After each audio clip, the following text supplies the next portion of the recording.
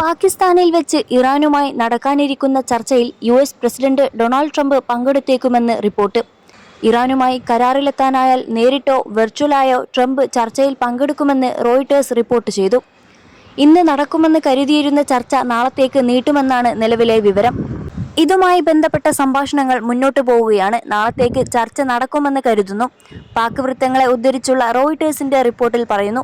ചർച്ചയിൽ പങ്കെടുക്കുന്ന കാര്യം ഇറാനും കാര്യമായി ആലോചിക്കുന്നതായി ഇറാൻ ഉദ്യോഗസ്ഥരെ ഉദ്ധരിച്ചും വാർത്താ ഏജൻസി റിപ്പോർട്ട് ചെയ്തു. അതിനിടെ ഇറാൻ വെടിനിർത്തൽ നാളെ അവസാനിക്കാനിരിക്കെ ഓപ്പറേഷൻ മിഡ്നൈറ്റ് ഹാമർ ഓർമ്മിപ്പിച്ച് Donald Trump. Operation Midnight Hammer ഇറാന്റെ ആണവ കേന്ദ്രങ്ങളെ സമ്പൂർണ്ണമായി തകർത്തെന്ന് ട്രംപ് ട്രൂത്ത് സോഷ്യലിൽ അവകാശപ്പെട്ടു.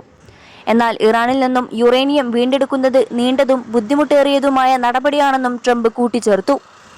ഇറാനിലെ ആണവ കേന്ദ്രങ്ങളെ പൂർണ്ണമായി തകർക്കുന്നതായിരുന്നു ഓപ്പറേഷൻ മിഡ്നൈറ്റ് ഹാമർ. അതുകൊണ്ടുതന്നെ അവിടെ നിന്നും യുറേനിയം കണ്ടെടുക്കുന്നത് ദൈർഘ്യമേറിയതും ബുദ്ധിമുട്ടുള്ളതുമായ കാര്യമാണ്.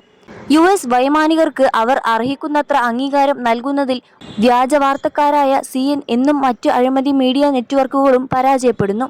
21 ലക്ഷത്തോളം സന്തുഷ്ടരായ ഉപഭോക്താക്കളും 2 ലക്ഷത്തോളം തിമിര ശസ്ത്രക്രിയകളും പൂർത്തിയാക്കിയ മലബാറിലെ ഏക കണ്ണാശുപത്രി Al Salama high hospital, hospital road, Perinthalmanna.